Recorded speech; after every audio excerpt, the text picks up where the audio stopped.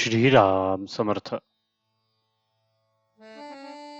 प्रपंचाच्या अपूर्ण गोष्टीत केव्हाही समाधान मिळणार नाही. सर्व अनुभवात आत्मप्रचिती ही खरी. दुसऱ्याने पुष्कळ अनुभव सांगितले, परंतु स्वतःला येईल तो अनुभव हाच खरा महत्वाचा. आत्मप्रचितीने जागरूकता येईल, भाव वाढेल, साधनाला जोर येईल आणि भगवत प्राप्ती लवकर होईल. संतांनी पुष्कळ गोष्टी आजवर आपल्याला सांगितल्या, परंतु त्यांना देव जसा हवासा वाटला तसा आपल्याला वाटतो का?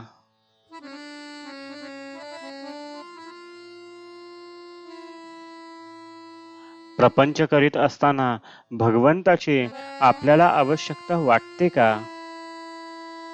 आपण असा विचार करावा की आपण लहानाचे मोठे झालो, विद्या संपादन केली, नोकरी मिळाली, लग्न झाले, मुले बाळे झाली, घरदार केले, परंतु आपल्याला अजून काहीतरी हवेसे वाटतेच आहे.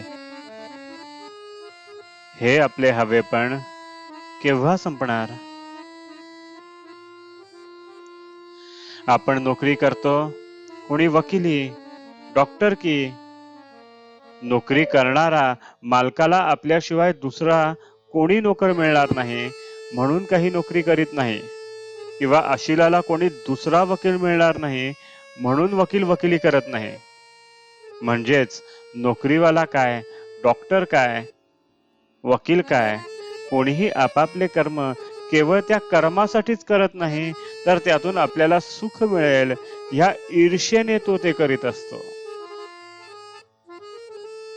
परंतु आपण पाहतोच की सर्व काही केले, आयुष्यही संपले, तरी काहीतरी करण्याचे राहूनच जाते. त्याला पूर्णता येत नाही. एखादी गोष्ट आपल्याला मिळाली की आता ह्यापुढे काही करायचे उरले नाही असे काही वाटत नाही. आता काही एक नको आहे, जेवढे आहे त्यात समाधान आहे असे कधी वाटते का? पुढे कसे होईल, हे सर्व टिकेल का, यात आणखी भर कशी पडेल याची विवंचना कायमच. एखाद्याचे लग्न ठरले, ते झाले की आता प्रपंचाची काळजी मिटले असे वाटते का? लग्न झाल्यावर समजा 5 वर्षे मूल झाले नाही तरी हा काळजी करतोच, आणि समजा मुले झाली तरीही याची काळजी आहेच. तेव्हा या प्रपंचाच्या गोष्टी अपूर्ण आहेत, त्यातून समाधान लाभेल हे कसे शक्य आहे? ह्या गोष्टी एकातून एक निर्माण होणाऱ्या आहेत.